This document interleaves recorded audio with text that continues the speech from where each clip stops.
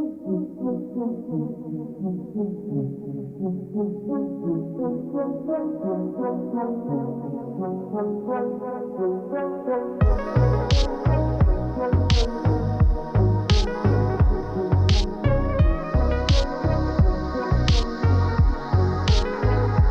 à la base, je suis ingénieur en intelligence artificielle et en système embarqué.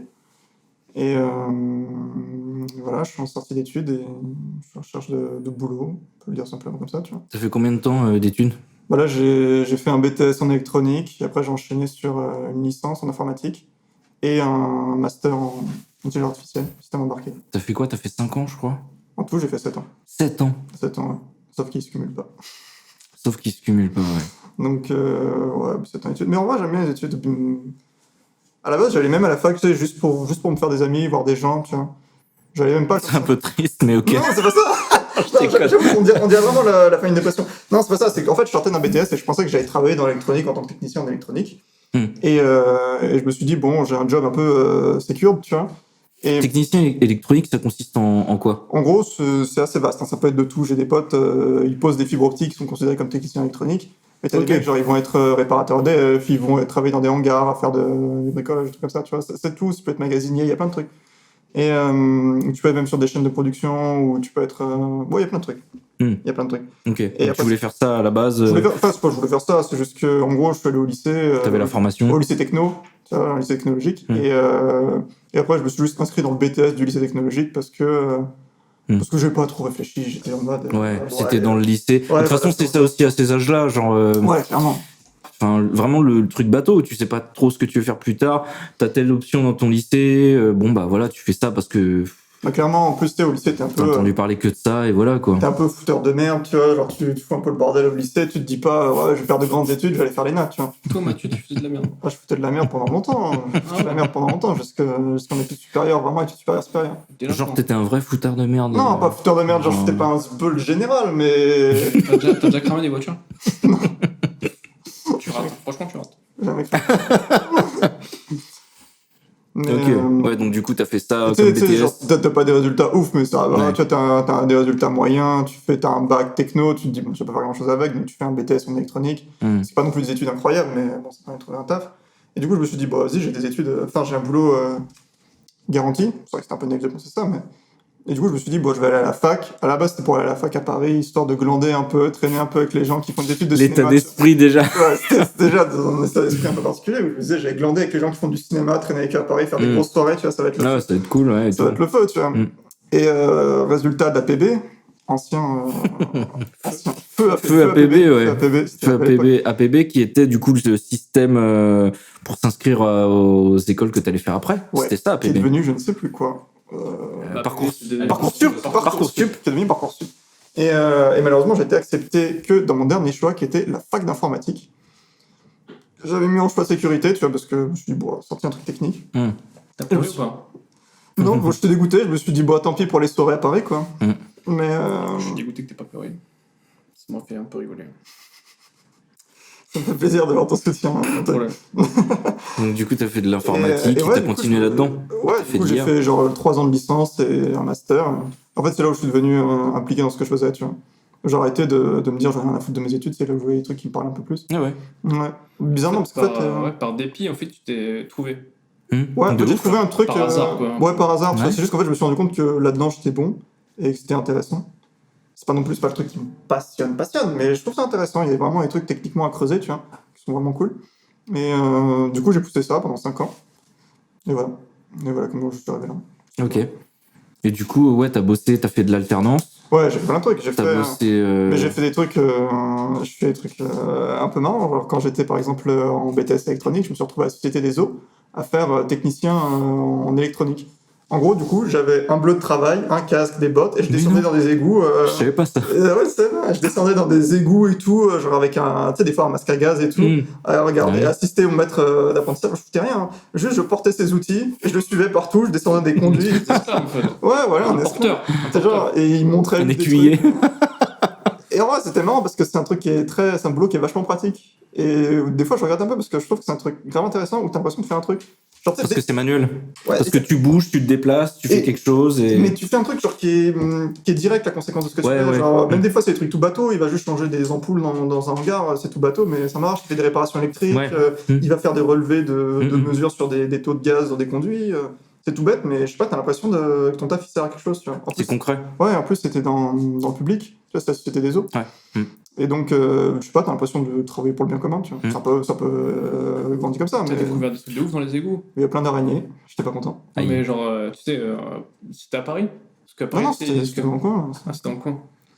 Tu sais, il y a tout un monde, ils disent qu'il y a tout un monde sous Paris, c'est avec les catacombes, avec les égouts, etc. Ouais, tu non, découvres non. des trucs des fois de folie. Mais Est-ce j'ai que vu la toi, tour t'as des égouts. découvert, J'ai vu la tour des égouts, par contre, j'étais surpris. C'est pas du tout comme ce que j'imaginais. C'est des grands halls, Genre, non c'est un truc énorme en briques, tu vois, c'est que des vieux trucs énormes, mais genre ça fait plusieurs mètres de largeur, plusieurs mètres de hauteur, c'est gigantesque. Ah ouais. Il y a des gros conduits d'égout principal, et genre c'est énorme, on pense pas du tout. Et en fait, c'est des trucs napoléoniens la plupart. Genre qui sont. même ici dans le coin. Napoléon III. Ouais, des trucs de Napoléon III. Ah ouais. Ah ouais. Et que des trucs c'est genre hyper. Ouais, putain. Et c'est que, et pareil, c'est que Ah ouais. des gros bâtiments en briques rouges, avec des énormes cheminées à l'époque, tu sais, parce qu'il y a des machines à vapeur. Bon, il y a toujours les cheminées et puis les machines à vapeur, mais du coup, c'est hyper marrant comme installation. Parle pour toi, Hmm. je vois toujours une machine à vapeur. Et du coup, Ah t'as ouais, t'as ok. fait ça. Donc, J'ai fait plein de trucs à la con comme ça. Je fais des tafs, tu sais, c'est pour les stages et tout ça. Après, un autre stage, je me suis retrouvé au labo de la fac. Là, c'était intéressant. Je travaillais sur les technologies d'intelligence artificielle embarquée, tu vois, pour les communications haute fréquence entre des cartes multiprocesseurs. Donc, c'était cool, tu vois. C'était très technique, hein, mais c'est cool. Parce que c'est un environnement de recherche, donc c'est quelque chose où tu peux pousser vraiment le technique assez loin. Et c'est récompensé, tu vois, de pousser ça assez loin. Et t'es encadré, et puis c'était assez chouette. C'est récompensé, c'est-à-dire Ouais, c'est récompensé dans le sens. Je sais pas, c'est gratifiant quand tu échanges avec les gens, tu vois. Pour ton épanouissement personnel, Ouais, genre tu. Personnel aussi, quand on échange avec les gens, tu sais, qui sont aussi très techniques, ils vont dire, ah, c'est cool ce que t'as trouvé, t'en parles et tout. Ah ouais, d'accord. Il y a un vrai intérêt de ce que tu fais, parce qu'il y a un vrai intérêt technique. C'est ça qui est assez agréable, c'est un peu. Ce que je disais des fois, c'est que des fois, l'informatique, t'as l'impression que c'est un peu de l'artisanat, tu vois. T'as un peu l'impression de retrouver des mecs qui sont proches du truc, qui sont vraiment. Qui aiment le travail bien fait, tu vois. Et comme c'est des trucs que tu peux faire un peu tout seul, tu vois. Cet état d'esprit de l'artisanat où genre t'as un mec qui va suivre son projet de A à Z et qui va le mettre à bien. Ouais, des trucs qui sont faits un peu presque des fois en solo, tu vois. Ouais. Et c'est marrant, je trouve qu'il y a un peu cet état d'esprit, tu vois. Avec genre un maître artisan qui va te montrer des trucs et toi tu vas essayer de reproduire des trucs cool, tu vois. Et une sorte de perfectionnement de la mise en œuvre, tu vois. Ouais, c'est vrai, ouais. C'est assez chouette. Et que malheureusement j'ai pas trop trouvé dans le privé, tu vois. C'est ça qui m'a un peu. Ah ouais, il y a cette différence-là. Ouais, il y a cette différence qui est moins en mode. C'est les contraintes business, du coup, t'es moins dans ce délire. L'objectif, il est pas le même. Ouais, l'objectif, c'est de faire de l'argent, et puis. Là, on n'est pas en train de faire le meilleur produit possible, on fait juste du produit, parce que c'est ça qui vend, tu vois. Genre, ils vendent à l'heure, donc au bout d'un moment. Voilà. Et toi, du coup, Anthony, est-ce que tu peux te présenter un peu ton parcours ? Putain. Parce que je connais même pas, en fait, ton parcours, je connais même pas tes études. Je sais que que tu es toujours ingénieur, mais c'est tout. J'en sais même pas plus, en fait. C'est vrai. Ouais, toute une partie de ma carrière que je peux pas trop développer ici, mais. Ta carrière de hardeur. Je suis encore sur contrat. Oh, oups. T'es encore sous contrat ? T'es encore sous harnais, ouais. Je travaille pour un label, du coup. Label rouge. Non, mais du coup, t'as fait quoi comme étude Ouais. Du coup, dis-nous tout, je veux tout savoir. Dis-nous tout.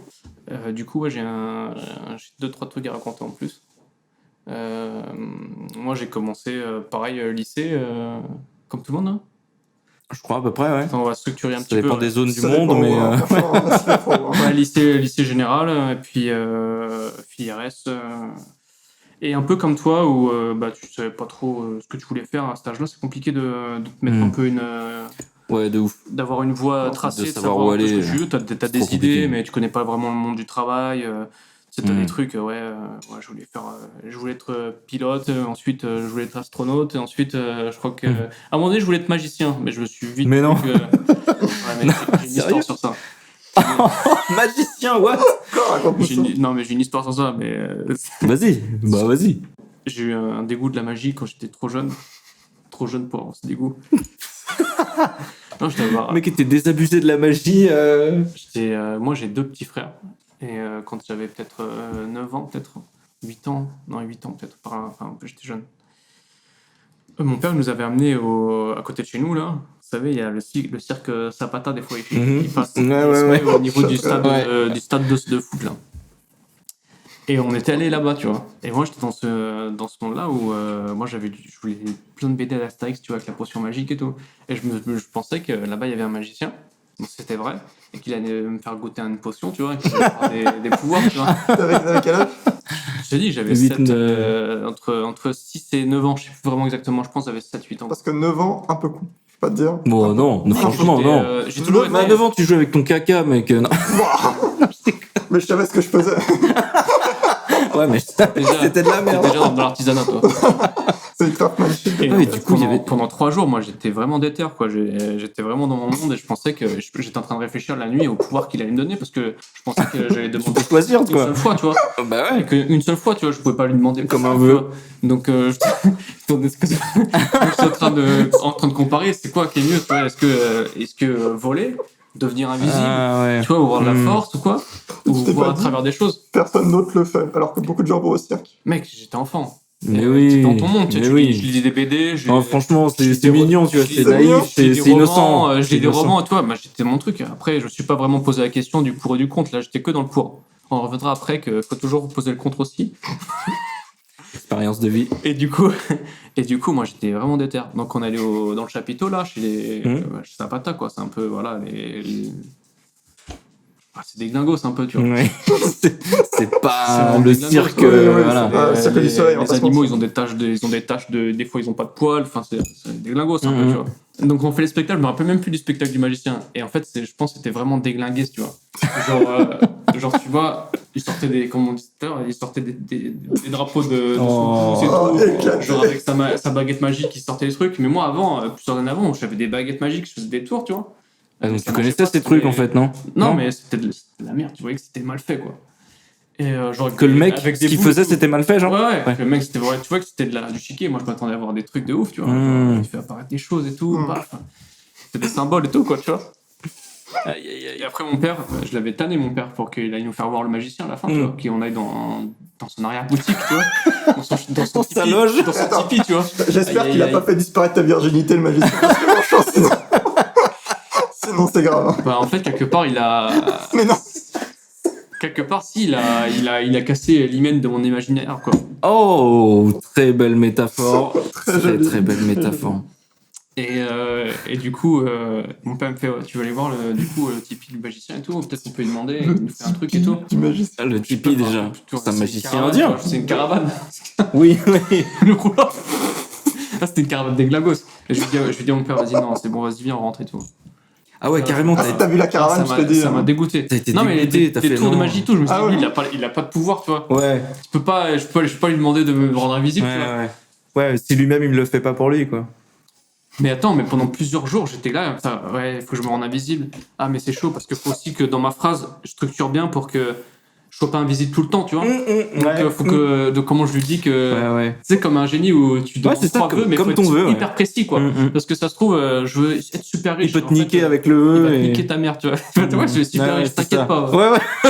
Tu vas être riche, mais tu vas être seul au monde, mec. T'inquiète pas. Je veux pouvoir voler. Bah voilà, je transforme en oiseau, tu voles maintenant. Ouais, c'est ça. Et là, tu es dans le cul. Voilà.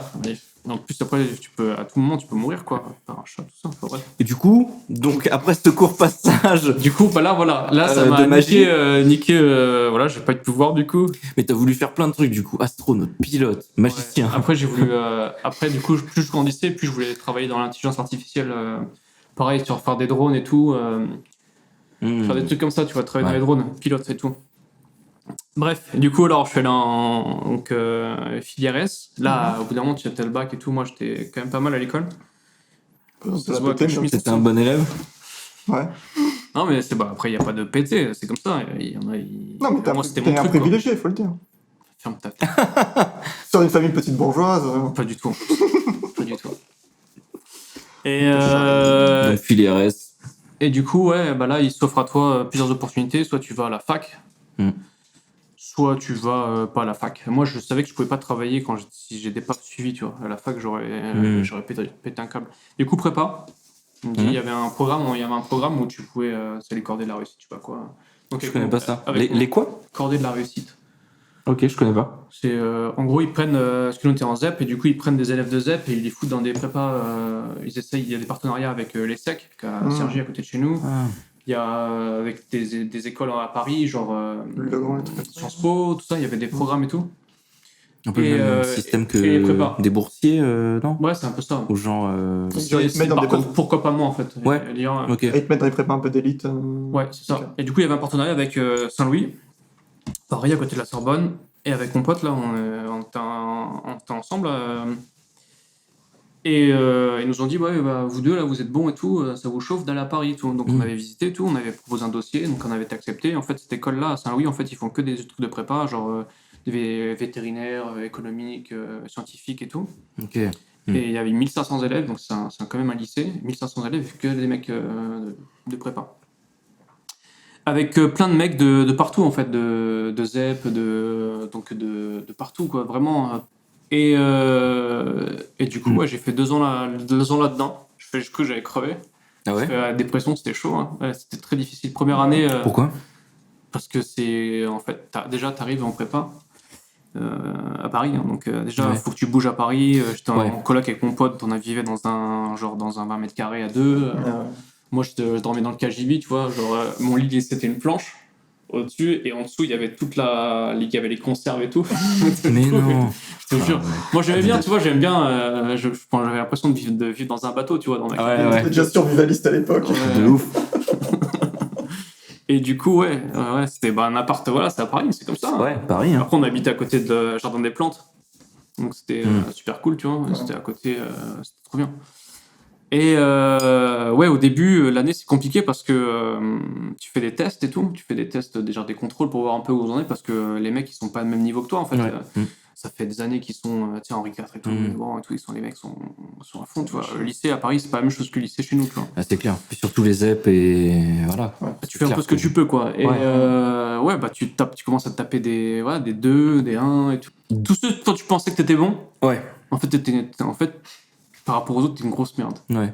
Voilà. J'avoue, la désillusion scolaire. Moi, je raconte ça aussi après à la fac. Ouais. Compliqué, ouais. C'est compliqué au début, ouais. Et du coup, après, là, tu prends cher pendant une année. Et puis après, aussi, on te rabâche, la première année, c'est compliqué. Vous allez sûrement être viré et tout. Enfin, tu entends par d'autres personnes, c'est pas les profs qui te disent ça. Il faut passer dans l'année supérieure et tout. Donc, il y en a qui, juste, ils sont pas faits pour. Donc, tu te dégages, quoi. Donc là, tu commences à monter le stress et tout. De filtrage de l'éducation, quoi. Et là, je suis arrivé en avril. Donc là, on part en vacances avec mes parents, en Bretagne, genre. Et là, pendant 2 semaines, je m'effondre comme une grosse merde, tu vois. Je voulais pas retourner à mes parents, je commence à pleurer et tout. C'est pas anodin, tu vois, t'as 19 ans, tu commences à pleurer comme une grosse merde. 18 ans, je venais d'avoir 19 ans.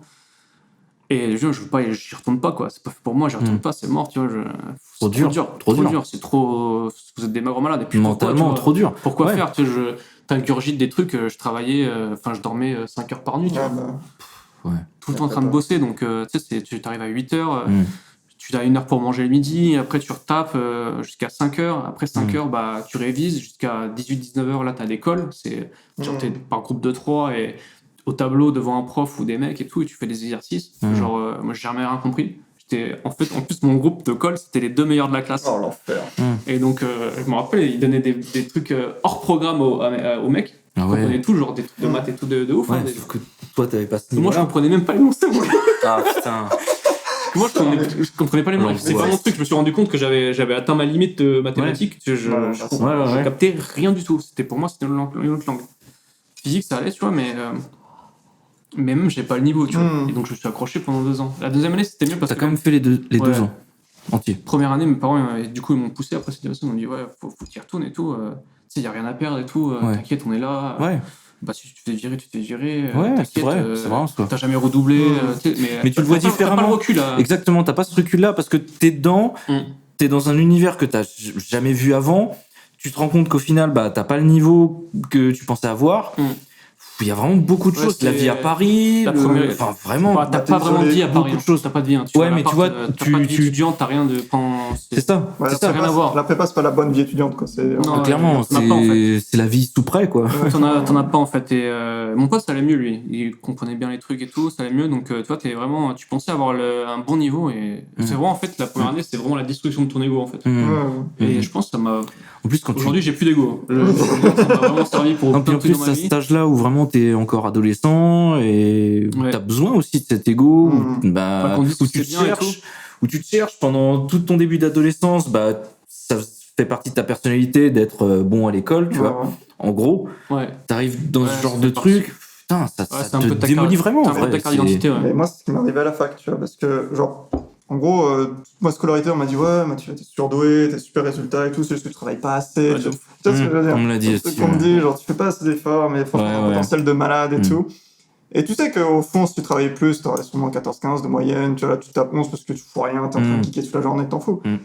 Et je suis arrivé à la fac, et genre, je me rappelle, j'ai fait mon premier partiel de maths. Et j'ai jamais été. J'étais pas incroyable déjà à l'époque. En maths. J'étais pas incroyable. Mais je pensais pas que j'étais à ce point. J'ai écrit 3 pages, tu vois. 3 pages, je le rends.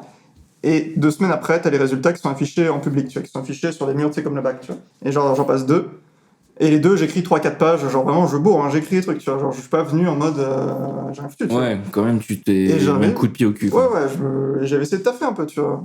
Et je vois mes résultats 0-0. Genre juste 0. Genre 0. T'arrives, t'as écrit 3 pages, t'as 0. Tu viens de décrire toute ma première année. À l'intérieur de toi, je te jure, t'as un truc qui se brise, t'es genre. Ouais. Je comprends pas. Ouais. Mais l'avantage de la fac, par contre, il y a des avantages et des inconvénients, c'est que beaucoup échouent. Donc t'es pas tout seul. Genre vous êtes beaucoup en train d'avoir 0 et que vous regardez, vous êtes genre. Bon bah. Et, Domac. Et ouais, je me rappelle, j'étais allé à la consultation de ma copie, tu vois, parler au prof, tu vois, je lui fais, mais vraiment 0, je fais même plus 3 pages. Il regarde, il fait, ah oui, non, mais j'ai vu votre copie. Mais pourtant, j'ai essayé de chercher des points, hein, vraiment. J'ai essayé et tout, mais rien, tout est faux, quoi. Tout est faux. C'est genre, ah bah, merci. Bon, merci d'avoir essayé. Je peux remonter de sous la table. Le mec est sympa, en plus, il essaye pas de te baiser, c'est ça le pire. Hein, c'est parce que t'es trop éclaté. Genre, c'est trop dur, c'était trop éclaté. Mais le seul avantage, c'est que j'étais avec un groupe de 4 personnes, tu vois, et qui j'étais devenu grave pote. Et on échouait tous pareil. On était vraiment tous éclatés. On était à tous les rattrapages. Plutôt qu'aller en cours, on allait faire du canoë-kayak à la base de loisirs, tu vois. C'était grave marrant. Et je me rappelle, on a fait des contrôles qui étaient lunaires, où genre ils nous les rendent, tu vois. On a toute la rangée à 0. On a tous 0. Et moi j'avais eu 0, plus j'ai pas écrit mon nom au bon endroit. Non. Genre vraiment, tu sais, c'est même barré, tu vois. C'est vraiment. Ouais, non, mais là, c'était vraiment éclaté total. C'est le con max avec genre des points d'interrogation. On n'a pas ton prénom. Genre ils ont entouré son prénom et il y a 2 points d'interrogation. Il n'y a pas de T. Non, la fac c'était dur. En plus, je me rappelle au début, on avait pris l'UE astronomie. Tu vois. On s'était dit, les planètes, ça va être grave facile. On va voir le système solaire. C'est hyper chaud. C'est hyper chaud. C'est du calcul d'étoiles, la gravité, l'électromagnétisme, c'est hyper chaud. C'est même pas ça. C'est que les calculs de arctangent, de position de planète par rapport, à d'autres positions. C'est l'enfer. Est-ce que là, je te rejoins sur ton truc de groupe de potes. C'est que moi, j'ai tenu la prépa 2 ans que pour mes potes. Ah ouais, pareil. Que par mes potes. En fait, on était du coup tous de la même un peu origine sociale, tu vois. Et en fait, on était tous nuls, tu vois. Dans ma classe, enfin pas tous, il y en a 1, 2, 3. Il y en a qui m'en sortaient mieux, donc ils essayaient de nous aider, tu vois. Mais genre, on se battait pour pas être dernier de la classe, tu vois. Je me rappelle avec un Indien, avec c'est un Sri Lankais, Pirut, et un autre mec qui est toujours mon pote, là, 10 ans après, Fred. Et quand il y avait des contrôles, on savait que, genre là, on savait qu'on allait voir. Pour nous, l'échelle c'était 0 à 2, tu vois. Ouais. D'accord. De 0 à 2, faut être le premier à être à 2. Faut pas être le dernier, tu vois, mais avant-dernier, genre t'es trop content, tu vois. Ouais. T'as 2, t'es genre. Et une fois, je me rappelle et tout, ce bâtard de prof de physique, c'était un jeune et tout. Mais attention, les jeunes là-bas, enfin bref, c'était super bon, trop cool, tu vois. On était dans des gros amphis à la parisienne, tu vois, donc marqués et tout. Et moi j'étais tout en haut, parce qu'au bout d'un moment, tu lâches. Hein. fais ce que tu peux, t'écris quoi. Ce sentiment, tu sais, quand tu rends ta copie avant tout le monde, là, t'es genre comme un con, tout ça. Oh putain, tellement. Moi, mec, mon ego, il est parti au bout de 2 mois, tu vois. Non, mais rendre sa copie avant, limite, moi, j'en étais fier, quoi. Je vais aller réviser dans moment, ça sert à rien. Et du coup, c'est un truc, un sujet, des fois, t'as les sujets, t'as toujours les citations, tu regardes le sujet, tu dis, ouais, c'est quoi? Ah putain, ouais, ça a l'air cool, vas-y, je fais ça et tout. Je t'avoue, sur un truc de prépa, 4 heures de DS, hein, de 4 heures. J'avais écrit, je pense, 5-6 copies doubles de physique, tu vois, avec des calculs de bâtard sur les planètes. Je crois que j'ai jamais écrit autant. Et le résultat arrive et il me rend, et moi j'avais écrit comme un bâtard, et il me rend, je me rappelle encore, 5. Et je fais, ça, tu t'es amélioré. Il me dit, le prof, tu t'es amélioré, Anthony, c'est bien joué. Et je dis, oh le bâtard. 2 à 5. Moi, papa. Mais c'était 100%. C'est de 2 à 5, tu as doublé ta note, quoi. T'as progressé, t'as vraiment progressé, quoi. Pour la première fois, j'étais content d'avoir des 5 sur 20. J'étais genre 5 sur 20, pas mal, tu vois. Ouais. Après, tu commences à comprendre le système et tu vois que la deuxième année, après, c'est du concours. Donc, en fait, le concours, en fait, t'en fous des notes. T'en fous de ton classement dans ta classe à Paris parce que. Oui. C'est parce que ça vaut rien par rapport à toutes les autres écoles. C'est pas que ça vaut rien. Non. C'est pas que ça vaut rien, c'est que déjà, tu fais un peu du hors programme déjà, tu vois. Et que le niveau, il est tellement élevé, enfin, tu tapais des zéros et tout le temps. C'est structuré de malade. Donc, au concours, je veux pas dire que j'ai eu un bon truc au concours parce que c'est faux, tu vois. Mais pour moi, le part du concours, c'était la meilleure période, tu vois. Genre, c'était fini. L'école et tout, c'était fini. T'avais plus cette pression des notes. C'était la dernière ligne droite, tu vois. C'était le concours. Et c'était trop bien. Oh, j'ai une école éclatée, tu vois. Mais moi, j'ai une école. T'avais plus cette pression des notes, c'est ça? Bah, j'avais plus la pression des notes et puis je m'en cette charge mentale de dire. Avec les postes, les profs, c'était des chercheurs. C'était pas des profs, c'était mes collègues en fait. On s'aidait, tu vois. Les gars, moi, j'arrivais à mon top. Comment on fait, tu vois, pour que je tape des. Tout le monde était en train de préparer les écoles, genre Polytechnique, Centrale Paris, je sais pas quoi, tu vois. Et moi, j'étais là à faire les écoles, genre que dans ma classe, ils regardaient même pas, tu vois. Ah ouais. Et donc, j'étais, Est-ce que tu cherchais du pro? Non, mais en fait, dans les écoles d'ingénieurs, il y a différentes banques d'écoles, donc différents grades, des groupes d'écoles, plus ou moins hyper balèzes, tu vois. Ouais. Et donc moi je tapais les 2 dernières banques, tu vois, les 2 dernières. B, c'est quoi? Les vraiment. Parce qu'en gros, c'est des tiers. T'as 3 groupes, t'as c'est des tiers, on peut dire. T'as groupe A, B, C. Et en gros, le concours, c'est pour essayer d'intégrer les meilleures écoles. Genre, le groupe A, t'as genre école normale supérieure, comme ça, c'est école de malade, tu vois. D'accord. Et tout le monde veut y aller là-bas, c'est pour ça que tu fais prépa. Surtout à Paris, en fait, où vraiment, ils te conditionnent à faire ça à Paris. Et après, dans les écoles plus de province et tout, c'est plutôt au milieu, en fait. Des fois, il y en a un, c'est un extraterrestre, un alien, il va taper un Polytechnique, tu vois. À Paris, je te jure, sur 40, il y en avait 10 qui sont à la Polytechnique.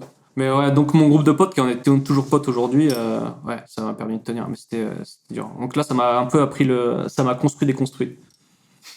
C'est un truc assez important pour la suite. Et après, je suis allé en école d'ingé, donc à Valenciennes, dans le Nord. Donc, je t'ai dit, éclaté. Valenciennes. Valenciennes, je connais que de nom, et déjà, le nom m'inspire pas. Je te jure, m'inspire pas Vegas. Éclaté, mais franchement. Ça inspire le Vegas. Le Vegas, ouais. Et c'est pas ouf. Vegas, Fallout, mec. Du coup, Valenciennes éclaté. Mais école d'ingé, du coup, t'as fait... école d'ingé, donc en mécanique et en énergétique. Donc, je fais de la thermodynamique des fluides. En gros, c'est dire calculer les tuyauteries pour savoir s'il y a de l'eau. Enfin, il y a de l'eau qui passe dans les tuyauteries. Comment ça se passe que d'un point A à un point B, t'es bien toute la flotte et la bonne quantité de flotte qu'il faut, quoi. Les plombiers. Et la bonne température. La plombier industriel. Plombier industriel. Ok. Aujourd'hui, mon métier, c'est un plombier industriel. On l'a tous, du coup. Plombier industriel. À des échelles de ouf, tu vois. Ouais. Donc école d'ingé, là, c'est renouveau, mec. Excuse-moi, du coup, t'as trouvé ça comment? Genre juste, c'est dans le cursus, t'en as entendu parler et... Bah en fait, t'as tous les listings en prépa, tu fais au bout d'un moment, tu fais comme APB, tu vois. Ouais, tu fais ton choix. Bah tu fais tes choix d'école, tu vois, tu t'émets des vœux, et après, bah tu essaies de passer les trucs, et après, en fonction de tes vœux, bah tu tapes, il y a des points, il y a un écrit, et après, il y a des oraux. C'est une grosse blague aussi, ça, mais... Et du coup, bah là, tu tapes plus ou moins de points, et plus ou moins de points t'ouvres plus ou moins de portes. Et du coup, là, tu listes tes écoles. Donc, moi, j'avais fait ça, tac, tac, tac, ok, j'ai vu ça par rapport au cursus, par rapport au truc. Je vais sur les sites d'internet des écoles et tout, je regarde un peu, tu vois. Et j'avais choisi ça. Ok, ouais, t'avais trouvé ça comme ça. Je voulais faire du fluide, de l'énergie, en fait. Je voulais développer les énergies de demain, tu vois. Donc, attiré par les fluides. J'étais fait pour Engie, tu vois. Pour EDF. Mais en fait, je me suis rendu compte que c'était du pipeau, tout ça. Mais du coup, j'arrive à l'école d'ingé. Et puis là, franchement, j'ai pas touché un stylo pendant 6 mois, je pense. Premier partiel talent. Tout le monde avait des 9 et tout. On venait d'école prépa. C'est pas possible d'avoir des sales notes comme ça. Mais pareil, les partiels où tu tapes des copies et tout. Tu te démerdes pour avoir 13, 14, 11, t'en bats les couilles. Sans réviser, sans. Bats les couilles. De toute façon, le diplôme, tu vas l'avoir. Donc, sauf si tu te fais virer ou si tu meurs. Quoi. Mais le diplôme, tu vas l'avoir. Bon moment, s'il faut mettre un coup de collier, tu l'as, coup de collier. Tu sais que tu peux travailler comme un malade, en fait. Donc, c'est une semaine avant les partiels, tu t'enfermes et tu travailles. Et le reste, sinon, c'était trop bien. Et ça m'a permis après d'aller au Brésil pour mon stage. Donc, j'ai fait 6 mois au Brésil. Deuxième année, en fait, d'école d'ingé, t'as 3 années. Première année, tu fais un tronc commun avec tout le monde. Tu restes à l'école. Tu renoues la relation avec la femme. c'est... Toi, tu crois que t'es... Ah putain, tu rigoles. Aussi ce truc-là de vraiment, genre, plus... tu rigoles, mais sociale, en fait. T'as pas de vie sociale, mon gars. T'as des potes, tu les vois à la cantine. C'est pour ça qu'il fallait aller à la fac dès le début. T'as pas de meuf. Moi, ma meuf m'avait quitté pendant la première année. T'as pas le temps. Parce qu'on ne voyait plus. Enfin, c'était un truc de ouf, tu vois. Et après, donc, tu rencontres... Voilà, première semaine... Tout ça pourquoi, en plus? T'arrives au week-end d'intégration... j'étais une école d'ingénieur mécanique, donc il n'y avait pas beaucoup de meufs, mais il y en avait quelques-unes, tu vois, je crois qu'il y en avait 8 sur 250, tu vois. Et la première qui dans tes critères. Après, alors qu'il te parle. Non, mais c'est là avec sa longue vue, là, comme ça. Ça, c'est une anecdote aussi, parce que j'arrive week-end d'intégration, donc j'intègre l'école fin août. Première semaine de septembre, il y a la week-end d'intégration. C'est un week-end, en fait, où tu te déglingues. Oui. Ouais.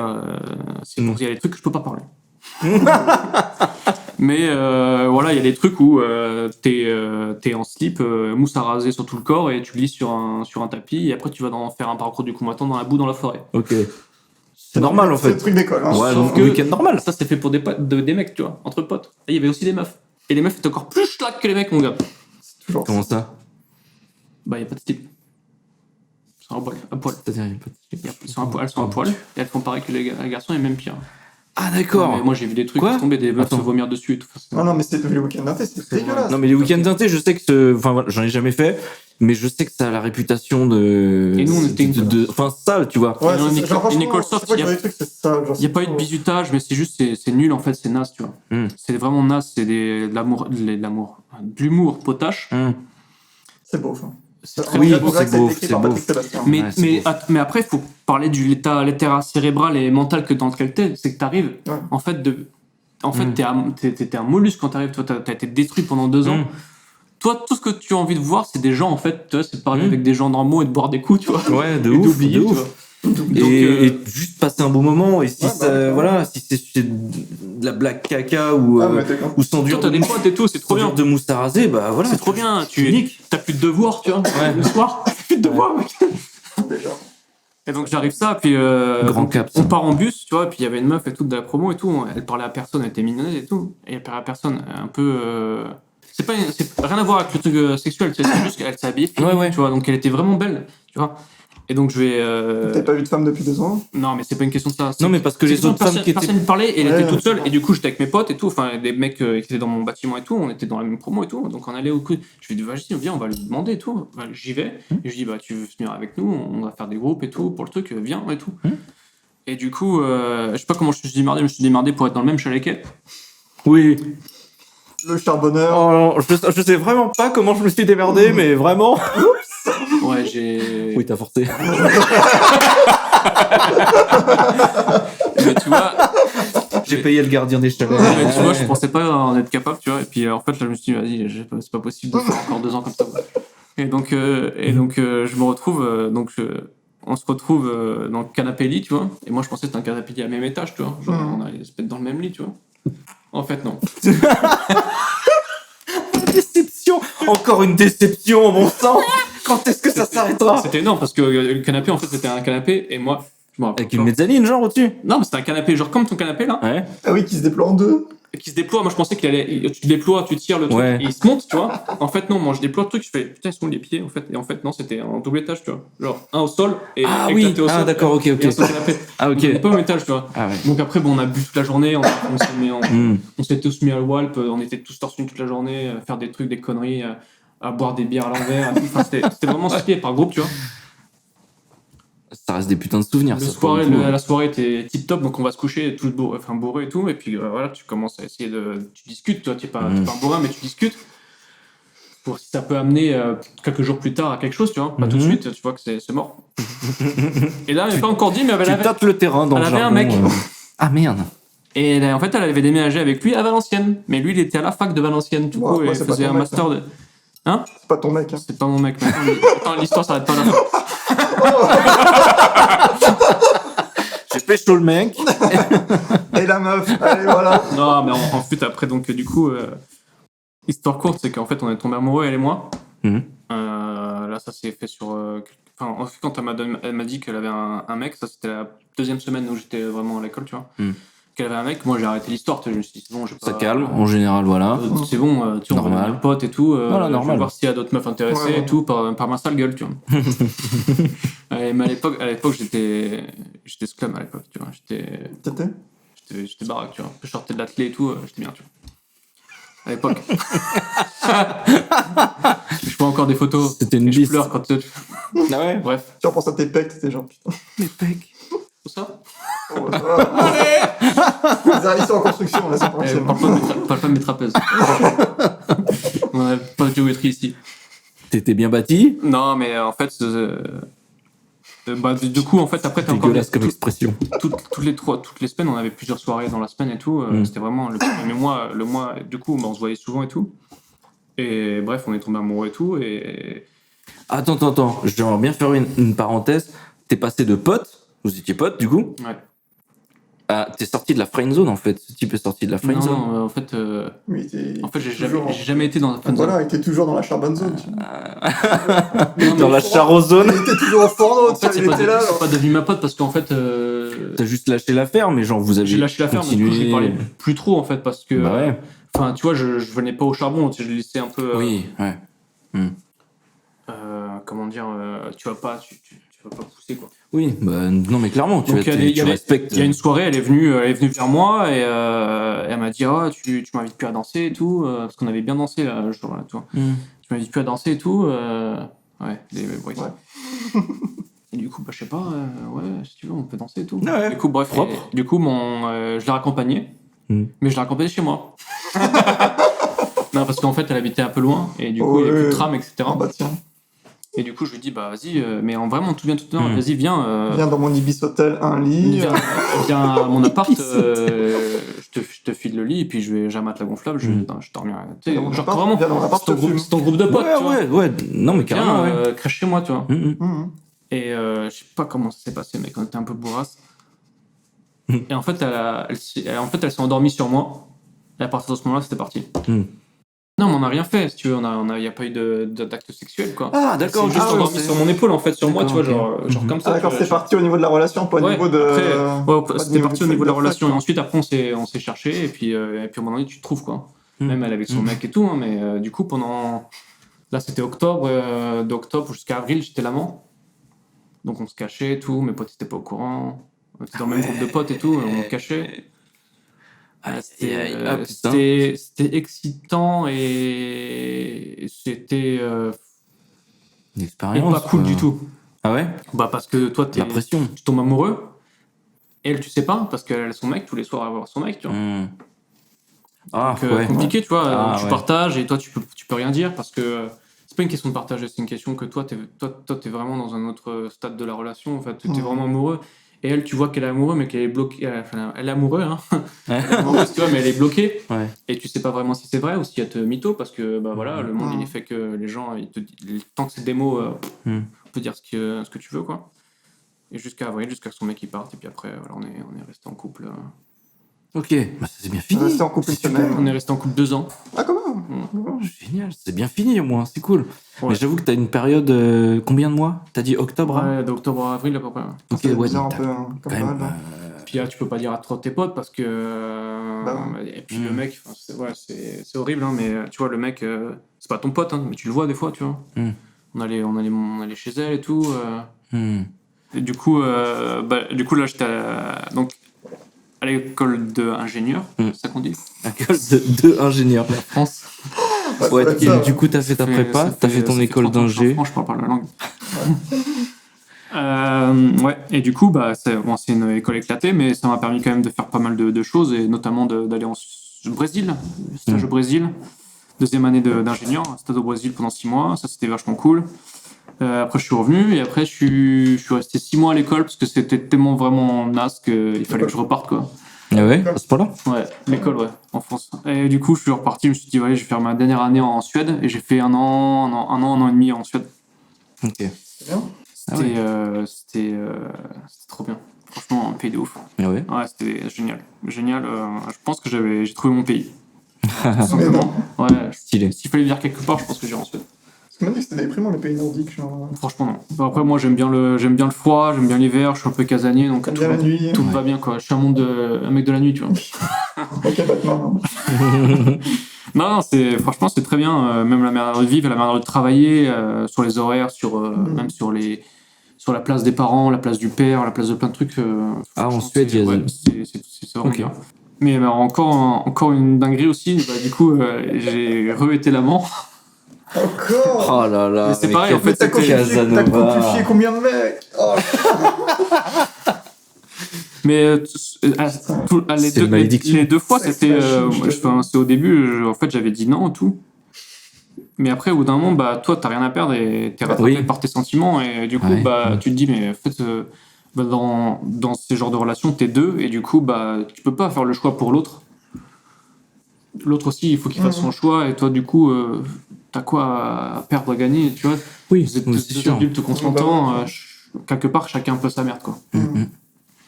Et en fait, moi, j'étais amoureux. Ça c'est froid de le voir comme ça, quand même. C'est pas froid, je pense, c'est juste plus un peu adulte, tu vois. C'est juste, au bout d'un moment, t'es responsable de ta personne à toi, et tu peux pas penser à ce que les autres pensent. Je suis d'accord. Non, mais ça, complètement. Mais de voir le truc en mode, chacun sa merde. Non, mais toi, tu vas pas. Sa merde, en fait, tu vas pas pousser quelque chose, dire. Tu vas pas pousser le truc et dire allez viens t'inquiète oui tout, évidemment évidemment juste là moi c'était ma binôme de thé. Enfin, vraiment c'est encore une fois vraiment comme des fils qui dans l'amphi il y avait une meuf le char où il y a une c'est meuf dans l'école le don chiant. En vrai en Suède je veux dire c'est pas comme ici c'est vraiment mixé en termes de il y a beaucoup de femmes dans l'école d'ingé etc et là c'était vraiment genre les écoles un peu comme aux États-Unis où c'était vraiment des technopoles, genre technopole. C'est-à-dire que t'as des entreprises, t'as des écoles de fac, t'as des écoles de chimie. En fait, c'est pas vraiment des écoles, c'est des maisons et des facs. Et t'as des pôles de chimie, des pôles d'ingénierie. C'est à l'anglo-saxonne. Avec des points. Et il t'arrive des dingueries pendant l'année. À un moment donné, il y avait des mecs en turban et tout. Les escaliers qui bougent et tout. Enfin, ça, c'est après. Ok, donc c'est des pôles en fait, et en fait c'est comme et t'as les pros qui se mélangent avec. C'est des universités et un peu comme Stanford, Harvard, etc. où t'as des dans le coin d'un fac, t'as le coin pour les ingénieurs, le coin pour les chimistes, le coin pour les physiques, le coin pour les vétérinaires, je sais pas quoi. Okay. Et dedans l'école, t'as des laboratoires d'entreprises, genre Volvo. Ensuite c'est Volvo. Des trucs des énergies à côté et en fait ils montent des projets avec des étudiants et t'as des trucs spécifiques où c'est leur laboratoire de recherche, c'est dans la fac directement. Donc en fait ils prennent un peu leurs nouvelles idées chez les élèves directement. Ils développent les idées avec des élèves et en faisant les budgets de la fac, etc. Donc, et eux, l'entreprise met des budgets dans la fac pour pouvoir développer leurs projets d'innovation. D'accord. C'est super cool, on appelle ça un technopole. Ok, d'accord. Et du coup t'as fait ça en Suède? Ouais, j'ai fait ça en Suède. Et moi j'étais à la fac, du coup il y avait cette meuf là, du coup c'est devenu ma meuf de TP parce que je suis allé lui demander quand même, c'était chaud. Et en fait elle avait un mec, et du coup on rigolait très bien qu'au bout d'un moment, voilà. Elle avait toujours un mec. Elle avait 2 mecs. On rigolait tellement bien que... C'était compliqué parce que je me rappelle la fois où je l'ai ramené chez... C'est une Suédoise? Ouais, la fois où je l'ai ramené chez moi, enfin chez elle. On avait fait une fête pour mon anniversaire, c'était en février, en Suède. Donc on était à mon anniversaire. Et du coup, moi, à cette fête, on était un peu bourrés tous. On avait fait 1 mètre de bière et tout était tombé sur ma gueule, tu vois, le mètre entier, sur mon pantalon. Donc j'avais le pantalon vraiment trempé, tu vois. Et donc arrive 2h du matin, donc 2-3 heures, je sais plus, je la ramène chez elle. Sauf qu'il faisait genre moins 15 dehors, tu vois. Et on on marchait pendant 3 km pour la ramener chez elle. Et on est arrivé chez elle, et du coup, en fait, chez elle, c'était des colocs, tu vois, un peu. Tu t'appelles les colocs. Non, il y a une coloc, c'est un couloir, il y a des chambres sur les côtés. Okay. Et il y a une zone où c'est la cuisine. Okay. En fait, c'est pas vraiment un appartement où il n'y a pas de salon, etc. Ouais. Donc tu peux pas cracher dans le salon. Donc je dormais dans sa chambre, elle a pris son lit. Moi, je me suis endormi sur une chaise comme une grosse merde. Sauf que quand je suis rentré chez elle, en fait, le froid, mon pantalon, il avait gelé. Oh, dur. Oui, dur, oui. Putain. Ah ouais. Et voilà, c'était assez marrant. Mais c'est rien passé. Désolé, faut que j'enlève mon pantalon. Clin d'œil. Ouais, c'est rien passé, tranquille. Et donc je suis parti. Il est tout dur. Clin d'œil. Et bref, on l'avait fait une fois, et moi j'avais une coloc et tout. Et le lendemain, je vais voir cette meuf-là, et du coup, je lui dis, ouais, c'est chaud et tout, t'es un copain, moi je vais pas retomber dans ça et tout, je vais pas retomber amoureux. Enfin, je savais j'ai pas dit ça, mais dans ma tête, je savais, tu vois. Ouais. Je vais pas retomber dans ça, tu vois, dans 3 mois, je pars. Ouais. Viens, on devient potes et on arrête nos conneries sexuelles, tu vois. Chacun reste sur son truc, tu vois. Ça marchait. Ouais, bah, de toute façon, elle était ok, et puis de toute façon, elle était d'accord, tu vois. Ça aurait donné quoi en vrai, tu vois. Oui, mais c'est sûr. Ça aurait donné quoi. Du coup, moi, j'aurais jamais dû faire ça, parce que du coup, moi, j'ai fait un peu le genre, maintenant que je suis un peu plus grand, on va dire, j'ai un peu fait le genre chevalier blanc, genre de naze, en fait, faut pas faire ça. Pourquoi ? Tu peux pas penser par la place des autres, en fait. Pourquoi ? Parce que t'as pris la décision d'arrêter ? Ouais, j'ai pris la décision d'arrêter alors que c'était parce que peut-être elle la pouvait pas arrêter, et que du coup, moi, je l'ai prise à sa place, et en fait, moi, quelque part, je me suis fait du mal en essayant de penser ce qu'elle pensait. Tu vois ce que je veux dire ? C'est un peu compliqué. Ouais. Mais t'essaies d'anticiper un peu d'anticiper le problème et tout, alors qu'en fait, moi... Ouais, puis ça, c'est naze, en fait. Et en fait, faut vraiment faire confiance aux gens, dire que s'ils prennent une décision, c'est qu'ils sont d'accord avec cette décision. Et que toi, c'est pas dans le sens où t'es un connard et que tu fais que pour ta pomme, et que tu vois, c'est juste les gens, en fait, ils sont assez grands aussi pour réfléchir. Et voilà, c'est pas des gens stupides. Paternalistes. Ouais, c'est clair. Et voilà, c'était pas à toi de faire le chevalier servant et dire, bah voilà, moi je suis heureux, j'ai envie d'être avec toi, 3 mois, c'est 3 mois, et puis voilà, même avec un nouveau couple, même si j'étais en France, je peux rencontrer une femme et je suis amoureux, et dans 1 mois je crève, je me fais écraser par une voiture, c'est pareil, tu vois. Ouais, mais du coup, ça arrive, quoi. Dans ce que tu dis, au final, t'as pris ta décision aussi. Oui. Et tu l'as pris pour toi. Ouais, mais en fait, j'ai un pris pour ton ego, et je te dire, genre, ouais, moi je suis un bon mec, tu vois.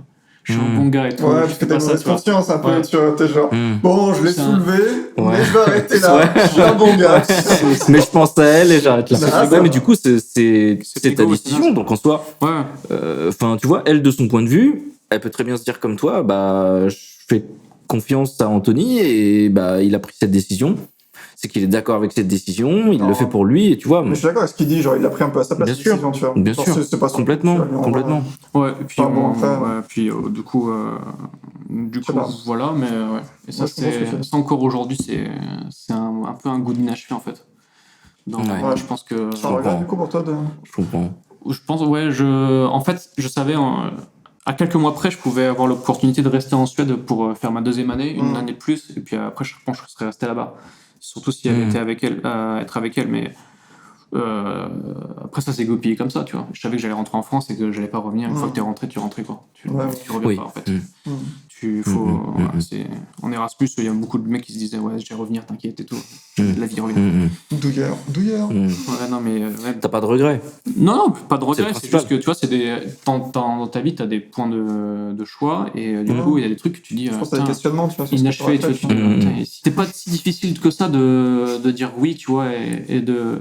C'est pas comme si tu devais, ok, si j'avais fait ça, plus ça, plus ça, plus ça. Là, non, il y avait qu'une seule décision à faire. C'est oui, je suis avec toi, ou oui, je suis pas avec toi. Et à partir de là, moi, je sais comment je fonctionne. Tu fais tout pour l'autre aussi, quoi. Bref, et du coup, je suis rentré en France. Et c'était compliqué de trouver le premier emploi. Donc j'ai trouvé un emploi à Paris, j'ai un peu bossé à Paris, c'était de la merde, je faisais 2 heures aller, 2 heures retour. Bon, après c'est comme ça ici. C'est quasiment ce que j'ai fait pendant 1 an et demi, 2 ans. Je faisais genre 1h30 tous les jours, aller, 1h30 retour. Ça te fait claquer. Ouais, c'est lourd. Du coup, 4 mois. Là, c'est là où j'ai quitté mon travail et que j'ai rencontré la fille dont je vous parlais tout à l'heure, où ça s'est mal passé. Et juste avant, quand j'ai commencé à travailler aussi, j'ai réalisé un truc un truc de fou. En fait, chez moi, quand j'étais plus jeune, en face de chez moi, il y a un mec et sa sœur qui ont emménagé avec ses parents, tu vois. Okay. C'était une fille qui était 1 an de plus que nous, tu vois. Donc au lycée et tout. Et genre, je fantasmais de ouf sur elle. Tu vois. Et un jour, du coup, je travaille, tu vois. Maintenant que je suis balèze. Non, j'étais au travail. J'étais au travail et tout. Puis nos parents sont restés potes, tu vois. Donc à un moment donné, ils sont revenus prendre le barbecue à la maison, tu vois. Et puis elle est venue. Et à un moment donné, je sais pas ce qui s'est passé, mon gars. Je me rappelle, elle a dit ah, t'as grandi quand même. J'ai dit t'inquiète pas. T'inquiète même pas. C'est quoi cette phrase? On est là, on a bien grandi. T'inquiète même pas, mon pote. Non, mais du coup, je me suis bien grandi. Du coup, en fait, sans arrière-pensée, je me suis dit, tu sais, je travaillais à Paris et tout, mais vraiment sans arrière-pensée, en plus, je me suis dit. T'inquiète pas, sans arrière-pensée. Non, mais t'inquiète pas, ce que je dis maintenant, parce que pour la blague, tu vois, mais. Parce que ça va faire marrer. Mais du coup, on s'est revus à Paris, genre elle habitait à Paris et tout, on avait bu un verre, et après donc j'ai fait la technique du mon RER, il est passé. C'est une technique qui marche mieux ou moins bien que le pantalon gelé? Beaucoup mieux. Ouais, quand même. Ouais. On est restés ensemble 2 mois quand même. Okay. C'est un long RER, quoi. C'est vraiment long RER. C'est une belle période. Ouais. Et pourtant, tous les jours à 5h du matin, j'étais devant la quai. T'étais là, t'attendais avec elle. Tous les jours. Ouais, il est toujours pas là le RER. Ça, c'était assez marrant, réaliser son fantasme de jeunesse. Ah, j'avoue. Et ça aurait dû rester un fantasme. Ah, parce que c'était nul. C'était pas. On n'était pas fait l'un pour l'autre. Ouais. C'était juste ça. Des fois, il y a de la chimie et là, il n'y en avait pas forcément. Mais c'était cool. Franchement, c'était une belle expérience. Puis elle est cool. Genre, c'est une bonne personne, quoi. Ouais, juste, il n'y a rien. Des fois, il se passe juste rien. Et... C'était comme ça. C'était un moment de vie. C'était cool. Ouais.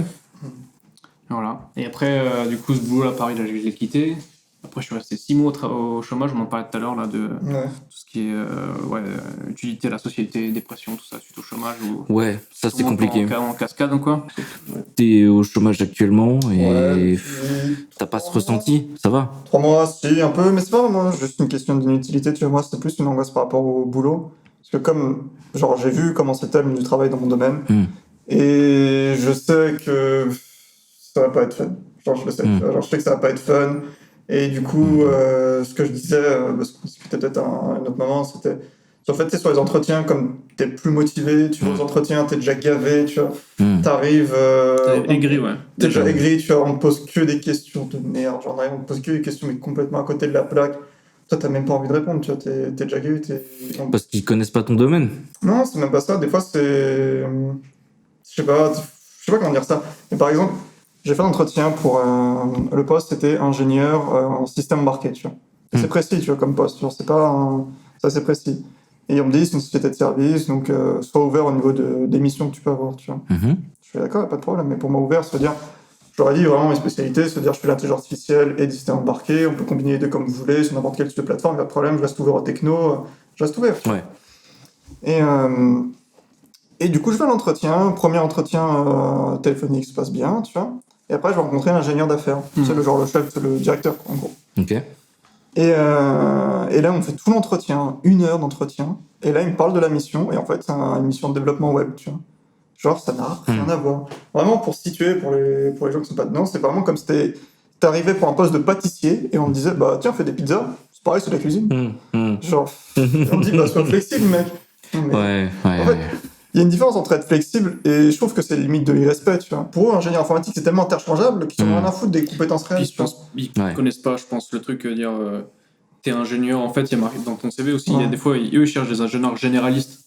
Généraliste, ça veut dire. Ouais, mais ça veut rien dire, tu vois. En gros, t'as un domaine genre mécanique, etc. Mais comme eux, ils savent pas comment ça s'applique, et même toi, t'es pas vraiment sûr de comment ça s'applique.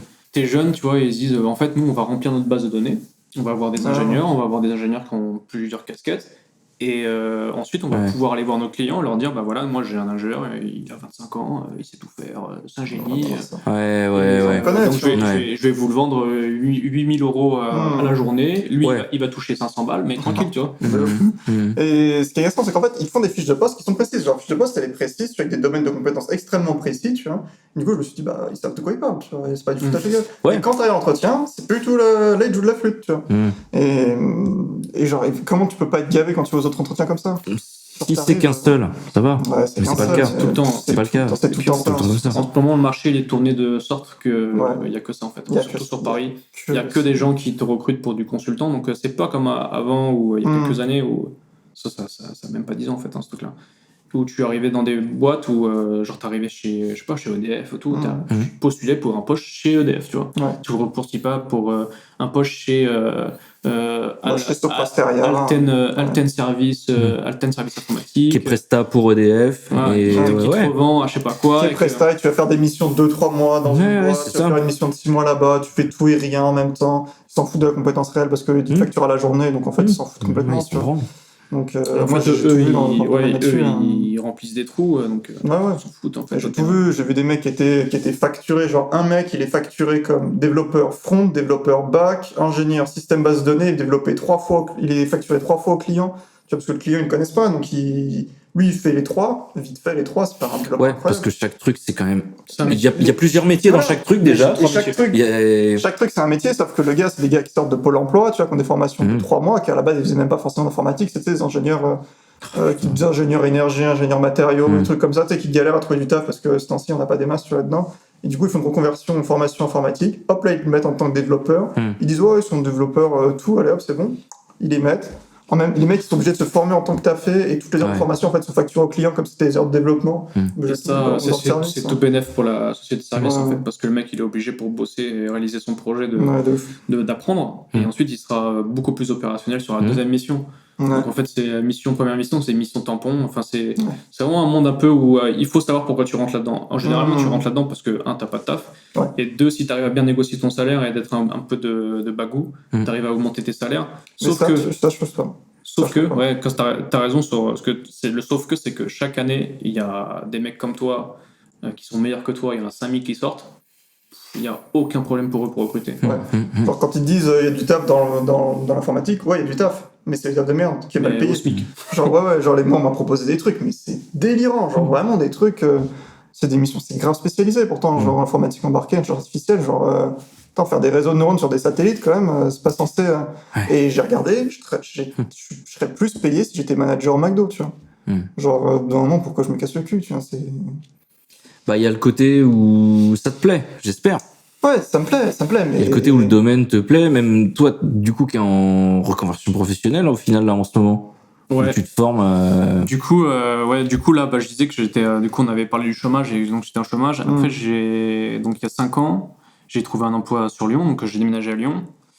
Et bim, donc je suis resté à Lyon, là j'ai rencontré ma compagne actuelle, je travaille maintenant dans l'énergie, où, comme tout à l'heure, je suis plombier industriel en fait. Moi, mon métier de base, c'est faire de la mécanique et de l'énergétique, et donc je travaille dans le nucléaire, je fais des réseaux de tuyauterie, je développe plein de réseaux pour gérer l'énergie dans les usines, donc je fais aussi de la valorisation énergétique, c'est-à-dire que à côté de chez nous, il y a une déchetterie, ça crame des poubelles, ça fait de l'électricité et de l'eau chaude. Et du coup, tout ça, tout l'énergétique, c'est mon bureau d'études qui le fait. Ok.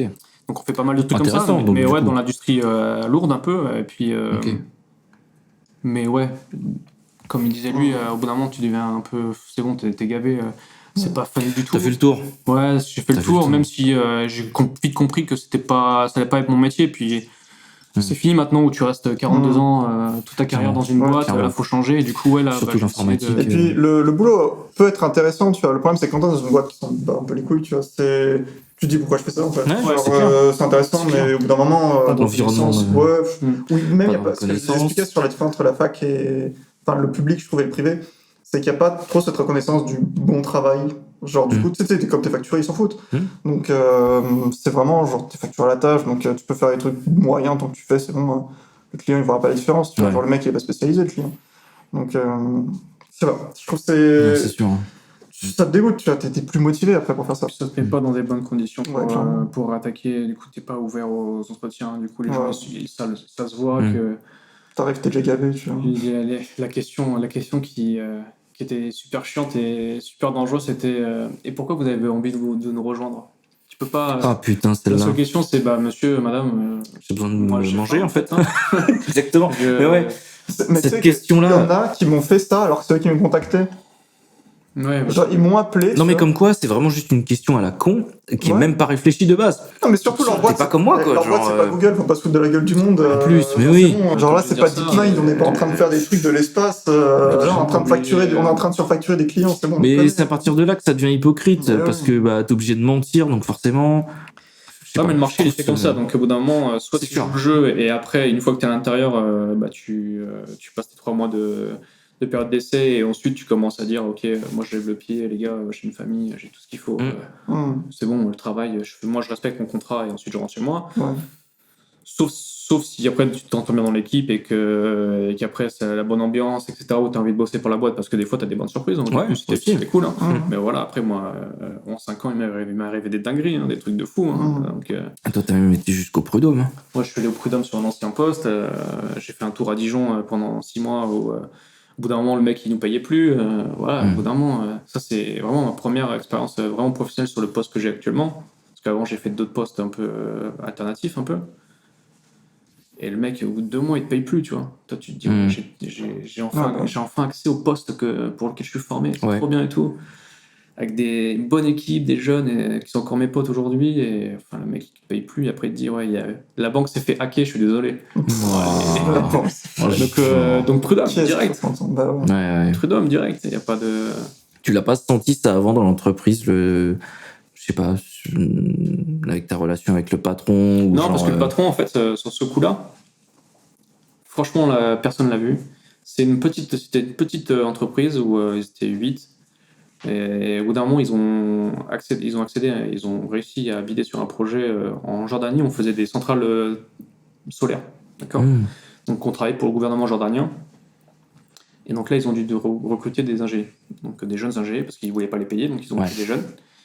Classique. Parce que quand je me rends compte maintenant le métier que je fais, vraiment professionnel, le métier que je fais maintenant dans une grosse structure, par rapport au fait les choses qu'on faisait là-bas, je me rends compte qu'on était loin à des années-lumière d'un cadre professionnel et d'un cadre vraiment cadré. On faisait des trucs, on faisait du coloriage comparé à ce qu'il fallait vraiment faire. Ah oui, non, c'était n'importe quoi, les schémas, c'était...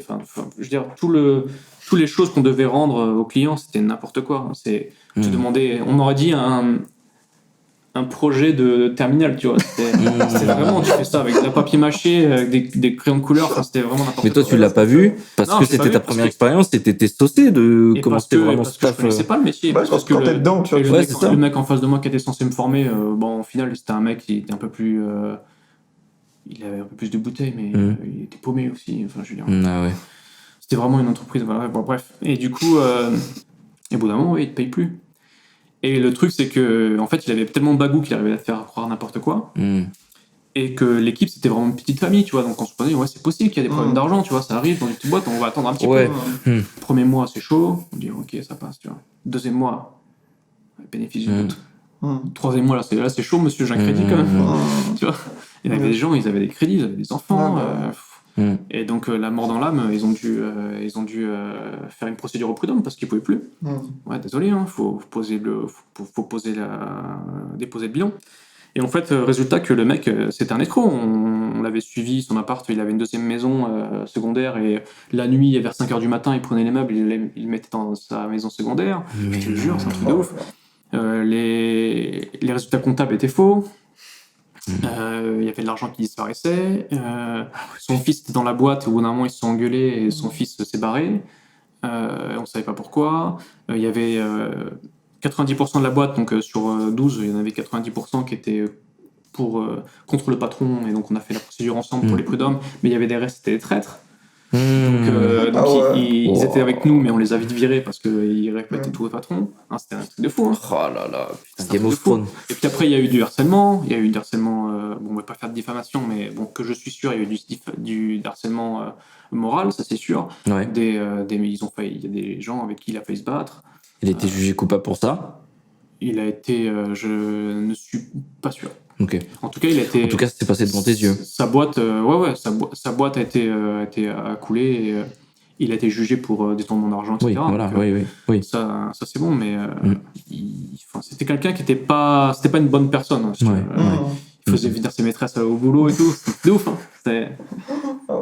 Tu pouvais venir des fois le soir, tu partais à 19h et les volets étaient fermés quoi, de son bureau. À l'intérieur, c'était un bureau fermé, tu vois, puis il y avait les stores à l'intérieur de la boîte, donc il s'était fermé, tiré. Tu savais qu'il n'était pas en train de compter des euros. Quoi. Non, c'était une bonne expérience dans le sens où faire attention à son contrat de travail, lire ses trucs. Ouais, donc bonne expérience quand même, parce que t'en as retiré quelque chose. J'en ai retiré des potes et puis j'en ai fait une expérience de travail. Bonne expérience, je sais pas, mais en tout cas, c'est ce que t'as dit, mais expérience dans tous les cas, parce que ça te forme sur le monde du travail, ça. C'est important de connaître ton contrat de travail, de connaître ta comment dire là déjà, convention collective. Oui. C'est important de connaître tout ça. Et après, j'ai fait Lyon et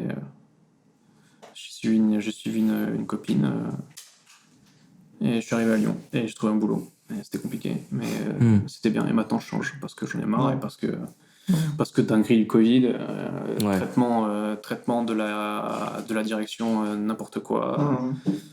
Ils disent que vous allez glander. C'est pas ils te disent, c'est une vraie phrase qui est sortie en réunion. Oh là là. Et dire la directrice qui a dit voilà, on télétravail, il y a télé, donc c'est hors de question qu'on fasse du télétravail. Parce qu'on vous connaît. On vous connaît. Non, mais déjà, je déteste mon travail à quel point c'est infantilisant. Les mecs, ils parlent, mais non, on dirait que t'es un fouteur de merde au lycée. C'était avec toi au lycée, peut-être. On dirait que ton but, c'est d'aller te toucher, tu vois. C'est clair que... Alors que... Pas du tout. Ouais. C'est peut-être ça qu'on devrait apprendre à l'école. Arrête de se faire bolosser. De vraiment négocier ces trucs et tout, franchement, des cours de monde du travail, ce serait grave utile. C'est vrai que quand t'arrives sur... C'est très bien qu'il y ait des cours parallèles, que ce soit autre que Histoire Géo ou maths, etc. Des trucs vraiment où... pratique, quoi. Par exemple... T'apprends la vie, quoi. Non, mais tu sais, gérer... ça serait même pas... ce serait con, mais tu sais, un module de dire comment tu t'inscris à la banque et tout ça. Mais comme il y a des cours d'éducation civique, en vrai, carrément. Parce que le concept est marrant, genre tu serais là en train de remplir des formulaires à la con. Non, mais c'est même pas... En fait, formulaire, c'est ok, c'est quoi les ressources? C'est où vous faites comment ça se passe. T'as un contrôle de remplissage de formulaires, tu sais, genre. Dans les contrats, il y a ça. Qu'est-ce que ça veut dire je suis carrément d'accord. Mais ça pourrait être un module, genre juste sur un trimestre, tu vois, tu fais 1 heure toutes les 2 semaines, genre, tu vois, et après ça serait très spécifique. Mais même le droit du travail, ça pourrait être inclus dans l'éducation civique. Mais après là, on parle autour de la table, là, on est quand même technicien supérieur et cadre. C'est pas pareil nous, on est quand même un métier qui est en pourcentage, c'est quand même faible dans le marché du travail. C'est qu'une partie de la réalité du monde du travail. Oui, bien sûr. De toute façon, qui sont représentés là. On parle que de ce qu'on connaît. Je sais pas, moi j'ai l'impression qu'il y a de plus en plus de cadres à la con. Genre. Bullshit. Ouais, des bullshit cadres, tu vois. En fait, j'ai l'impression que les cadres c'est devenu les ouvriers d'hier, tu vois. Genre, franchement, tu fais une société de service, tout le monde est cadre, pourtant, tu te sens pas cadre, tu pisses du code toute la journée, tu vois. T'es pas. J'ai l'impression d'être à la chaîne, tu vois. Comme le bouquin que tu m'avais passé là, les bullshit jobs. Les bullshit jump, tu vois, où genre, il y a énormément de boulots qui sont comme ça, qui bullshitisent, tu vois. Où genre, tout le monde est manager, responsable de trucs, et à la fin, tu fais. Personne prend une décision. Ouais, non, c'est même pas sans prendre des décisions, genre, ton boulot, il a pas de sens, le boulot de ton supérieur, il a pas de sens, et ainsi de suite. Tu te dis, mais elle porte les ressources d'entreprise, tu vois.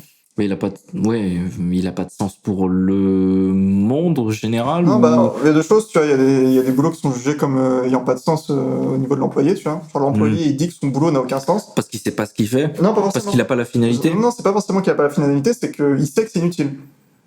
Genre, moi, par exemple, ce que j'ai fait, tu vois, je vais expliquer vite fait ce que j'ai fait dans mes 2 dernières années, où j'avais un projet de recherche, tu vois, où je devais développer un projet seul. Et je sais que ce projet ne sert à rien parce que personne ne le regardera, tu vois. Personne ne le regardera, personne ne l'utilisera, ça restera dans les cartons pour toujours, tu vois. Okay. Et genre, typiquement, c'est un travail qui ne sert à rien. Genre, on m'a payé, je l'ai fait, ça sert à rien. Parce que, pour moi, je me suis donné, tu vois. Je me suis investi dans le truc, j'ai essayé de faire un truc bien, mais... Parce que ça va pas être réutilisé. Ça sera jamais utilisé. Je sais que c'est un truc, ils m'ont donné ça comme ça. Parce et pourquoi ils te le font faire? Ils le vont faire parce que, tu sais, je suis alternant, du coup, ils me disent, vas-y, fais ça. Et après, j'aurais même fait, des rapports de 120 pages et tout, sourcés avec tous les rapports du projet, comment c'est fait, comment faudrait le continuer, parce qu'il faut le continuer, tu vois, c'est pas un truc qui est finalisable. Genre là, c'est ce qui s'appelle les proof of concept, tu vois, genre, c'est un sous-projet, en fait, c'est une sous-partie du projet. Et donc, faut l'étendre pour que ce soit commercialisable. Et j'aurais fait une guideline pour dire qu'est-ce qu'il faut faire, tu vois. Mais je sais qu'ils mettront pas le budget, parce qu'il faudra recruter 3 personnes à plein temps, les mettre dessus et le faire sérieusement, mettre un peu de pognon. Mais ils se disent, vas-y, on préfère payer des alternants et que le projet n'aboutisse jamais, alors que ça veut rien dire, tu vois. Au bout d'un moment, c'est combien? Tu prends un alternant 2 ans, t'en prends 2, 3, comme ça, et à la fin, t'as rien. Ça fait 40 000, 60 000 euros, tu vois. Il marche comme ça, EDF aussi. Ouais, bah, et c'est typique, genre, alors vraiment, dans les grosses boîtes, c'est typique de la bullshitisation. Et ça, justement, dans le livre que je te parlais, Bullshit Job de David Graeber, qui est très intéressant là-dessus, il expliquait qu'il se base sur des sondages qui ont été faits assez récemment, 3-4 ans, je crois, sur la population, et qui estimaient eux-mêmes si leur job est inutile ou non. Parce qu'ils disent que la meilleure façon de savoir si son job est inutile, c'est toi-même. Il n'y a que toi qui peux le savoir, quasiment, s'il est vraiment inutile. Et c'est énorme, d'un taux de population anglaise, et ça se retrouve aussi aux États-Unis et un peu en France, enfin de la même façon en France. C'est 40%. 40% de la population pense que son job est strictement inutile, voire nocif à la société, tu vois. Et parce que ça va tout, genre, moi, ce que je faisais, par exemple, c'était inutile. Genre, concrètement, je contribuais à rien, tu vois. Genre, c'est pas utilisé à la fin. Ou, par exemple, des mecs qui sont dans les énergies pétrolières, tu vois, qui vont avoir pour but de vendre l'énergie pétrolière des lobbyistes, tu vois, typiquement. Leur job, il est plus que nocif, tu vois, à la société. Clairement. Genre, ils vont mettre des bâtons dans les roues des énergies vertes, tu vois, des trucs comme ça. Donc, t'as des gens, leur job, ils servent à rien. Tu vois, ils se disent, ça sert à rien du tout de faire ça. Et on arrive dans ce truc de société de service, tu vois, qui est genre maintenant un millefeuille de société de service, qui est devenu carrément lunaire. Il parlait d'exemples, genre, en Allemagne, où le mec est presta pour une boîte qui est en même temps presta, tu vois. C'est genre 5 couches de presta, lui est tout en bas, pour l'armée allemande. Et en gros, lui, dès qu'il y a un déplacement de matériel, il est obligé d'aller contrôler. C'est-à-dire, il est obligé d'aller faire signer des papiers au mec et repartir, tu vois, pour le matériel. Ça veut dire qu'il fait 500 km en bagnole, il y a un colonel, il lui fait signer un tas de papiers, et le carton, il bouge de 3 salles, hein. Genre, c'est-à-dire, et c'est pas lui qui le bouge, c'est un autre mec qui vient d'une autre société de service, parce que c'est comme ça, tu vois, genre... C'est pour les responsabilités et les assurances. Ouais, et parce qu'en fait, tout est devenu ultra... contractuel. Ouais, contractuel, mais dans le sens, tout est, j'allais dire fliqué, mais tout est évalué, quantifié. Et ils veulent tellement quantifier les choses, tellement optimiser, qu'au final, tu arrives à un truc, mais qui est l'inverse d'optimiser, parce que tout est monitoré et plus rien n'a de sens dans ce que tu fais. Tu vois, tout est processus hyper compliqué. Et il en parlait aussi sur l'enseignement. Maintenant, les enseignants, ils passent genre 40% à faire de la paperasse, tu vois, qui parlent de l'enseignement, des trucs comme ça, et qui n'ont plus rien à voir avec le fait d'enseigner. Et du coup, tu passes de plus en plus de temps à faire autre chose que ton vrai travail. Et donc, tu es dans l'inverse d'optimisation. Enfin bon, je vous conseille vraiment le livre, il est vraiment bien. Là, je résume très grossièrement, mais il est vraiment top.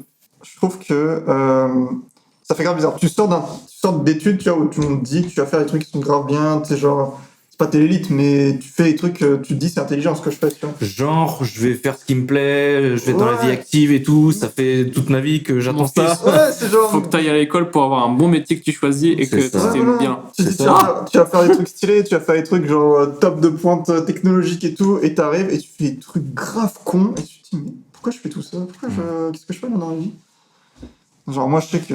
D'où la vague de reconversion. Hein? La vague de reconversion et de gens qui sont en dépression. Et mais ce que je veux dire, c'est que la reconversion, c'est t'arrives au même endroit ailleurs. Non, pas forcément, parce que tu changes de secteur, tu changes de métier, tu changes de plein de trucs. Et après, il faut se réinventer dans son métier. De toute façon, on est obligé. Soit t'attends qu'on te donne la béquille, soit faut se bouger le trou, quoi. Le problème, c'est que, à un moment donné, c'est toujours les périodes d'âge. C'est qu'entre 20 et 25 ans, déjà tu commences dans ta carrière, donc tu te dis, vas-y, peut-être que j'ai pas encore assez de recul. Ok, c'est de la merde ce que je fais, mais peut-être que c'est le début, tu vois. Ouais, c'est ça. Entre 20 et 25 c'est peut-être parce que je me fais juste un peu exploiter, mais on verra plus tard. Entre 25 et 30, tu commences à bien t'es à l'aise dans le métier que tu fais, c'est toujours de la merde, mais t'as de la thune, du coup, tu fais, je vais voyager, je vais t'inquiète avec mes potes, j'ai bref et tout. Mais je vais changer peut-être 1 ou 2 fois de métier, mais dans l'autre secteur, ça se trouve, c'est la boîte qui va pas, tu vois, faut changer la boîte. Après, t'arrives 30 ans. 30 ans, c'est chaud, mon gars. Parce que 30 ans, tu commences à te dire, est-ce que je reverrai pas ce que je pensais des gosses? Peut-être que j'en veux, en fait. Peut-être que c'est pas si horrible que ça, tu vois. Alors... Il va falloir que je trouve un autre taf. Mais ouais, et donc du coup, t'as d'autres priorités, d'autres envies, et du coup, bah là, soit tu te dis avant tout ça, je saute et je change, soit des fois, tu restes bloqué, en fait, parce que tu vas pas pouvoir tout changer d'un coup. Et donc, ça dépend de tes périodes de vie, ça dépend aussi du conjoint que t'as, ça dépend de plein de trucs, et des fois, tu loupes le coche. Et c'est pas mauvais, c'est juste après, tu dis, bah voilà, mon taf, c'est mon taf. Cette partie-là de ma vie, c'est de la merde, mais j'ai de l'argent et mes gosses, ils seront heureux. Là, tu vois, là, moi, je vais au boulot, je suis salarié, je prends aucune décision. Après, moi, je suis dans un mood où, franchement... T'es en reconversion, donc forcément... Mon corps, c'est de l'huile d'olive, mon gars. Tout glisse. Tout glisse, quoi. Rien à faire, rien du tout, quoi. Je fais mon travail, je respecte mon contrat parce que j'ai une conscience professionnelle. Ouais, bien ça, oui. Et quand j'ai du taf qui soit intéressant ou pas intéressant, je le fais à la hauteur de mes capacités, et c'est tout. La problématique, c'est que si tu changes, là, je vais changer de métier, donc là, j'ai le stress qui commence à monter. Va falloir que je commence ma formation, que je retrouve du taf, que je reparte de zéro, que je refasse mes preuves dans un nouveau métier, dans un nouveau monde. C'est du stress. Et mais t'as pas peur que ça soit pareil, genre? Le pareil, en fait, moi, je l'ai analysé parce que du coup, avant de faire ça, j'ai fait un bilan de compétences. Donc, je suis allé voir un pro, un psychologue du travail. Et on a bossé pendant plusieurs mois sur mes méthodes de travail, qu'est-ce qui me faisait mes valeurs de travail, qu'est-ce qui faisait que moi au travail je me développais, je m'épanouissais, etc. Et voilà. Et chacun a ses valeurs, chacun a ses trucs. Et des fois, il y a des gens c'est juste pour la thune. Il y a des gens c'est parce qu'ils veulent aider l'autre et pas on s'en fout de la thune. Moi, c'était un peu un mélange de trucs, de travailler pour les autres, d'avoir quand même de la thune parce que enfin un minimum, tu vois. Je demande pas. Je demande d'être payé à l'auteur de mon travail, je demande pas 3000 balles, tu vois, je m'en fous, tu vois, mais tu vois, entre 1005 et 2000, c'est pas mal, tu vois. Et c'est pour que ça soit pas un problème ou une contrainte, quoi. Et voilà, et puis après, on a fait, voilà, ok, les métiers aujourd'hui qui existent, c'est ça. Ensuite, en face de ça, on met la même liste et on supprime par rapport à la réalité du marché, genre, et puis par rapport au nombre d'années que tu veux faire d'études, parce que là, je sais pas, je vais devenir, admettons, garde forestier, tu vois. La plupart des gardes forestiers sont des doctorats aujourd'hui. Ah bon? En France, c'est compliqué de taper les gardes forestiers. Et tout est chiant maintenant d'avoir un taf. Putain, parce qu'en fait, c'est des boulots d'administration et en fait, il faut passer des concours aussi, donc c'est de l'administration. Et les gens sont très diplômés pour garder des forêts. C'est pas comme au Canada où travailler dans le pétrole et ensuite kiffer la nature et tu gardes le state park, quoi. Déjà en France c'est public, donc tout est compliqué. Enfin bref, ce que je voulais dire par là, c'est qu'il y a plein de métiers qui sont super cool, mais après il y a la réalité de ta région et la réalité de ta situation personnelle. Et dire moi, par exemple, j'ai un pote qui est en train d'ouvrir une ferme maraîchage et arboriculture. Donc il est ingénieur, chef de projet comme moi. Sa femme, elle est médecin militaire. Ils se sont dit, voilà, on habite en plein Lyon, on est un peu bobo. Enfin, tout le monde de toute façon est bobo, mais au bout d'un moment, t'es un niveau de vie. Bobo, ça veut tout et rien dire. Bref. Ouais, c'est sûr. Et du coup, ils étaient là et c'était très confortable et tout ça, quoi. Ils avaient leur appartement à payer et tout ça, quoi. Et leurs enfants, ils allaient à l'école et tout, multilingues et tout, c'est trop cool, tu vois. Mais ils se disaient, moi, ça nous convient plus, ça nous définit plus, je n'arrive plus à être heureux comme ça, quoi. Donc voilà, mes enfants, ils ont l'asthme et tout. On commence à se poser, à se demander pourquoi c'est de la merde quand même. Bah du coup, on se redéfinit, on change de métier, en plus ils ont de la thune, donc voilà, ils ont des facilités. Mais déjà l'idée c'est de bouger. Ils peuvent changer de vie. Et là c'est compliqué, ça fait déjà 2 ans qu'il est au chômage et il a refait un bac pro parce qu'aujourd'hui pour ouvrir un maraîchage ou se mettre comme exploitant, il faut avoir des diplômes en France. Ah ouais, tu peux pas du jour au lendemain aller voir et tout, ouvrir ton magasin et vendre ta production, impossible. Juste, ils se sont posés et ils se sont dit, c'est quoi, comment on a envie de bosser, qu'est-ce qu'on a envie de donner à nos enfants. Et j'ai hyper conscience que les mecs, voilà, c'est parce qu'ils ont de l'argent et que je vais pas demander à un mec qui travaille à la chaîne à Renault de faire ça. C'est hyper baba cool de dire, ok, faut manger bio, local, faut changer de son mode de vie, son mode de truc, ok, mais bon. Tu vois, ça veut dire que la réalité aussi, elle est là et qu'il faut composer avec. C'est vachement bien qu'ils fassent ça, les psys du travail, de comparer avec la réalité du marché. Parce que t'as souvent juste le côté philosophique de te dire, ah ouais, mais j'aimerais bien faire ça, tu parlais des valeurs et tout ça. Ouais, mais du coup, de confronter ça avec la réalité. Ouais, t'as différentes étapes, ouais, c'est cool parce que ça peut t'amener. Ça t'amène une vision sur le futur aussi, quoi. Là, donc, c'était vraiment un truc. Tout le monde peut le faire aujourd'hui. Tous les employés et salariés, ils ont un truc qui s'appelle le CPF, compte professionnel de formation, je crois. Compte personnel de formation. Et grâce à ça, tu peux te payer des formations, etc. L'employeur n'est pas obligé de le savoir. Tu peux le faire toi-même. Ah ouais. Et donc là, moi, j'ai payé avec ça, avec cet argent là, que tu cotises tous les mois et tout ça. D'accord. J'ai payé un organisme privé pour faire un bilan de compétences. Donc il te prend une fois par 2-3 heures par semaine et tu fais le point sur ta carrière, ce que tu as fait, ce que tu as envie de faire. Et ils confrontent. Pas tous le font, ça dépend. Avant, toi-même,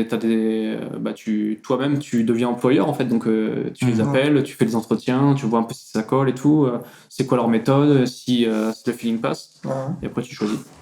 Et moi j'avais choisi le type, il était vraiment cool. Et puis il y a des outils, et c'est pas mal. C'est pas mal. Je conseille de le faire aussi. Je conseille aussi à tout le monde de faire au moins une petite session de psychologue tranquille, personnelle. Ça aide vachement aussi. Ah oui, en dehors du milieu du travail. Juste démêler les idées, justement quand on est un peu. Ouais, ça c'est vrai. Quand on a un peu genre plein d'idées en tête et tout. Ouais, moi ça m'a aidé. Ça m'a aidé. Non, c'est clair. Ça fait toujours du bien de parler dans tous les cas. Un psy c'est vraiment particulier. Ça remet les idées en place, mine de rien. T'as une meilleure vision sur toi-même, t'as plus de recul. Rien que le fait d'en parler, tu prends du recul parce que t'expliques ta situation, donc tu te vois d'au-dessus. C'est vrai que ça aide. Puis c'est plus comme. Enfin, faut arrêter avec ces conneries de dire parler aux gens, du coup t'es faible, je sais pas quoi. Moi j'ai parlé avec quelques amis, c'était ça. On parle de masculinité toxique, c'est ça? Il y en a encore, il y en a encore beaucoup. Non, mais dire, tes problèmes, c'est tes problèmes, mais tu te démerdes avec tes problèmes. Il y en a beaucoup comme ça, où il y en a beaucoup qui vont encore les psys, qui confondent psychologue et psychiatre déjà. Et qui se disent ah non mais moi je peux pas c'est ça, je suis pas fou, je vais bien, c'est pas le sujet. De ouf. Informe-toi un minimum.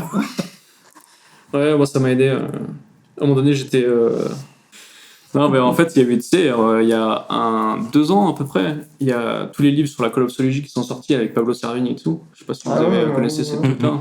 Pablo Servigne, c'est un mec qui a écrit un livre qui s'appelle L'effondrement, justement, co-auteur avec un autre type, avec Raphaël quelque chose.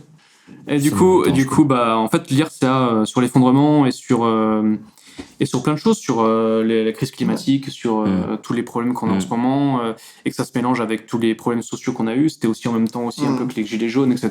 Et que du coup, les gens étaient en galère, et que toi, t'es chez toi, tu prends ton chèque tous les mois, et en fait, t'es une grosse merde, parce que t'aides personne, et t'essaies d'aider les gens comme tu peux, t'essaies de faire un peu d'assaut et tout, mais au final, la société, elle bouge pas trop, et tu te retrouves un peu dans le truc.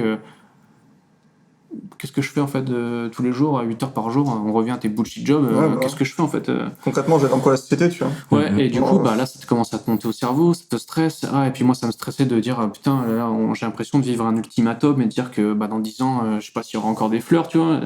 Souvent, j'étais un peu après, il faut prendre du recul sur beaucoup de trucs. Et dire, est-ce que mon pote, il a pas raison de dire, bon, ok, faut aller rapprendre un métier, tu vois. Donc moi j'avais déjà ces pensées-là de reconversion, de dire peut-être que je vais aller apprendre un métier d'artisanat et tout, mais je savais déjà que la réalité du marché, c'est que y a des mecs qui font très très meilleur que moi le métier, et c'est pas maintenant que je peux apprendre pour apprendre à faire les choses. Ça, c'est pas un problème. Tu parles vraiment de métier manuel, mais devenir un métier, c'est complètement autre chose. De la menuiserie ou ce genre de truc, ou je sais pas, je dis un truc à la con. Carrément, je voulais la plomberie, des choses comme ça, et c'est ouvrir ta boîte, enfin c'est. Mais après, il y a la réalité il y a plein de trucs. Ça m'avait mis dans un état de stress incroyable. Et sur ce truc-là, j'ai rencontré ma compagne actuelle. Ça fait déjà 2 ans, là. Et on s'était pris le chou sur les enfants, en fait. Parce qu'au début, à des âges... je suis pas non plus hyper vieux, tu vois, mais genre à 30 ans, les trois premiers mois de relation, tu te poses la question. Bien sûr. Parce que tu te poses la question, toi, tu veux des enfants ou comment ça se passe? Parce que voilà, on a 30 ans, on n'est pas en train de batifoler pendant. On en parle, quoi. C'est l'âge, en même temps, c'est l'âge. On en parle, quoi. Parce que quand tu rencontres des femmes, etc., nous, les hommes, on n'a pas cette. Enfin, moi, je l'ai pas, ce timing de dire, putain, faut vite que je le fasse. Et moi, j'en voulais pas, en fait, du tout. J'avais trop peur pour l'avenir, pour le futur. À cause de tout ce que t'as lu sur tout ce que j'ai lu, l'effondrement. Tout ce que j'avais lu, ça rentrait en résonance avec ce que je pensais déjà, en fait. Voilà, ces questions-là, elles ont toujours été importantes pour moi. Puis de toute façon, maintenant, on a été informé très tôt aussi que l'effondrement, c'est une possibilité aussi. Et que on voit bien qu'il y a des changements qui se font, que ce soit sociaux, que ce soit climatiques. Et forcément. Et le problématique, moi, que j'avais à ça, c'est que en fait, je voyais pas l'action des gens, en fait. Et du coup, après, je me suis vachement renseigné sur ce que les gens ils faisaient, que c'était possible, mais qu'après, on vivait dans un monde qui était, il est compliqué, le monde dont on vit. Il y a beaucoup d'inertie, les gens font ce qu'ils peuvent, et aujourd'hui, les États contrôlent beaucoup de choses, et c'est compliqué, quoi. C'est compliqué d'être dans une action. C'était aussi à l'époque où Nicolas Hulot a démissionné de son ministère, et on pensait que ça a été une révolution. En fait, il s'est retrouvé face à un mur. Et bref, du coup, avec ma compagne, on était amoureux, et au bout d'un moment, il fallait que je me cale et que je me dise, putain, si je laisse passer celle-là, j'en trouve pas une comme ça, quoi. C'est pas possible que je retrouve une femme comme ça. Et du coup, je suis allé voir un psychologue, je me suis sorti les doigts et je suis allé la voir et j'ai dit, ok, moi, ça va pas du tout, j'arrive pas à ranger mes idées, en fait. C'est tout mélangé et je dis de la merde. Donc, elle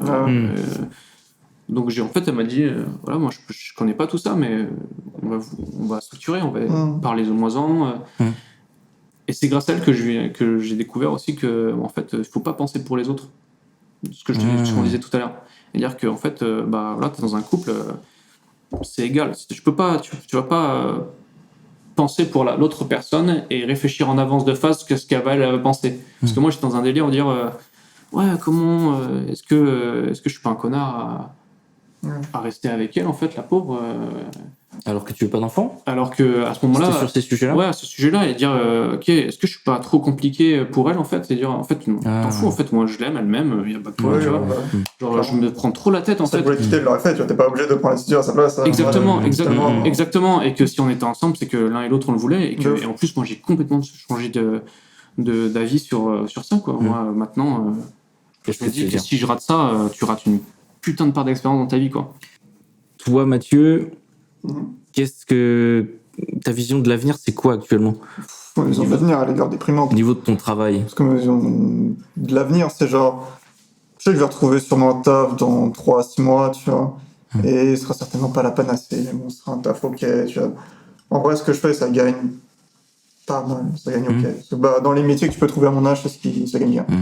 Tu le fais, on fait ce qu'il y a à faire. Tu le fais, tu vois, t'es pas content. Dans tous les cas, on pourra pas changer la société. Ton taf, il a pas de sens. Bon, c'est la vie, que je te dise. J'essaie de trouver des espaces de joie à côté, tu vois. Genre, je vois des gens, j'essaie de m'épanouir, je me suis mis à faire du sport, ça me fait du bien. C'est un truc j'essaie de trouver des choses qui font sens, tu vois, dans ma vie. Et reconstruire un peu du sens, ça permet de t'échapper un peu de ton boulot qui n'en fait pas. Et c'est vrai que si tu peux pas changer la société, faut essayer de se créer des petits microcosmes à côté. Après, c'est triste parce que c'est un abandon aussi du combat global. Mais c'est quelque chose qui, pour moi, ne peut pas... Enfin, qui a peu de chances d'arriver, genre un vrai changement de société. Ça se fera dans la douleur, quoi. Ouais, ça se fera dans la douleur, mais je pense même pas que ça va se faire, tu vois, comment c'est fait maintenant. Et je disais un truc qui disait une fois assez triste, qui disait n'importe qui, s'il y avait le choix de faire sa société, personne n'aurait choisi celle-là, tu vois, et pourtant on est vivant et on continue de la faire tous les jours.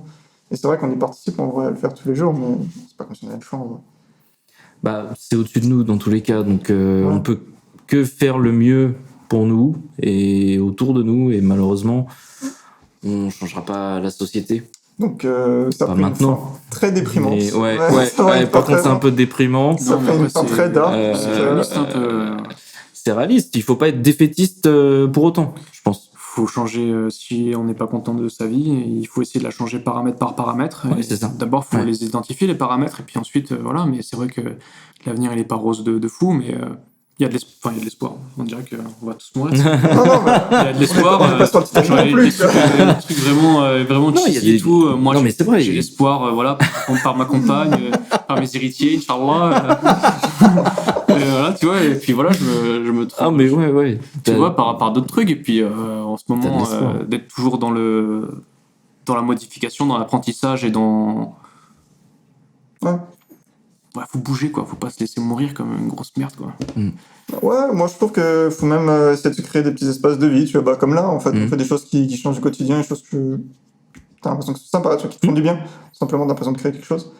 Et voilà, c'est simplement ça. Je pense que c'est la meilleure chose à faire au quotidien. C'est très beau, Mathieu. Et sur ces belles paroles qu'on va arrêter. Merci, Mathieu. Merci à vous, les gars. Merci, Mathieu. Peace. Merci, Anthony. Merci. Et merci à Basile. Merci, Basile. Et merci, public. Merci à l'équipe technique. Et merci, public. Merci à l'équipe technique. Qui est à peu près de une personne. Mais quelle personne. Mais en tout cas, merci, les gars, d'être venus. Ouais, j'espère que ça vous a plu d'avoir un espace de communication où on peut vraiment échanger ce qu'on veut. Ouais. Et voilà, faudra se refaire ça. Donc merci beaucoup. Je pense que le concept de gens qui connaissent, de gens inconnus qui parlent de trucs que eux seuls connaissent, ça va vraiment intéresser les gens. Donc kiffez bien. Voilà, merci beaucoup et à la prochaine.